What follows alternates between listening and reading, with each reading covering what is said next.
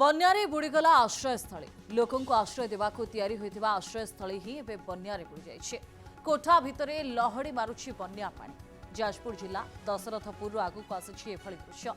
ଏଠି କାମରେ ଆସୁନି ବନ୍ୟା ଏବଂ ବାତ୍ୟା ପାଇଁ ନିର୍ମାଣ ହୋଇଥିବା ଆଶ୍ରୟସ୍ଥଳୀ। ଗତ 4 ବର୍ଷ ହେବ ଆରମ୍ଭ ହୋଇଥିବା ବହୁମୁଖୀ ଆଶ୍ରୟସ୍ଥଳୀ ଅସମ୍ପୂର୍ଣ୍ଣ ହୋଇପଡ଼ି ରହିଛି। କାମରେ ଆସୁନି ଦଶରଥପୁର ବ୍ଲକ कइया पंचायत दुबकणठारे आरडी विभाग पक्षरु प्राय 2.5 कोटी टंकार निर्माण करा जायतिला। मात्र विभागीय अधिकारी और ठिकादार धनु बोस चरम अवहेला एजावत संपूर्ण होई नाही। विद्युत पानी संजोग होई नथिबा बेले रास्ता बहुत खालुआ होइतिबारु बन्यारे बुडी जायछि। निकटरे थिबा अस्थायी आश्रयस्थली अर्थात स्कूल महाविद्यालय भी जलमग्न होइछि। फଳରେ बन्या विपन्नଙ୍କୁ नाही नथिबा असुविधार सम्मुखीन हबाकु पडुछि।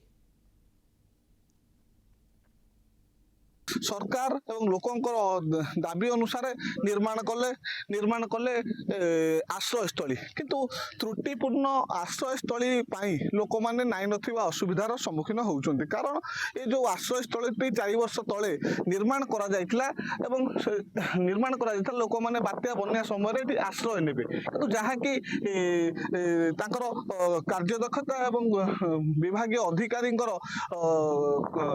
कौशल फेल मारी। कारण ये जो आश्रयस्थली देखिले संपूर्ण जलमग्न रही रास्ता जीवा यातायात करने कौन रास्तार सुविधा ना निकटरे स्कूल रही जयचंडी उच्च विद्यालय रही से स्कूल और कॉलेज पानी प्रवेश करेणु आम से अंचल बर्तमान अच्छु स्थानीय लोक सहित आलोचना करवा।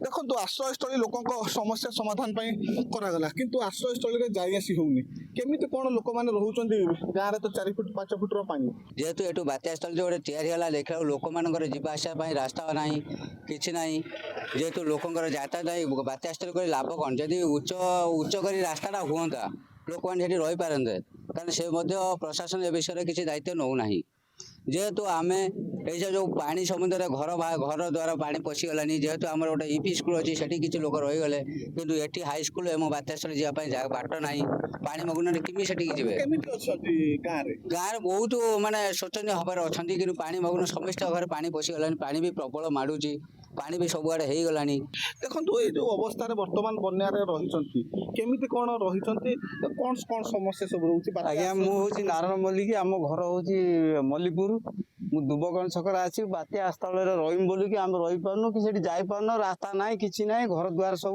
भासीगला कि ना आज्ञा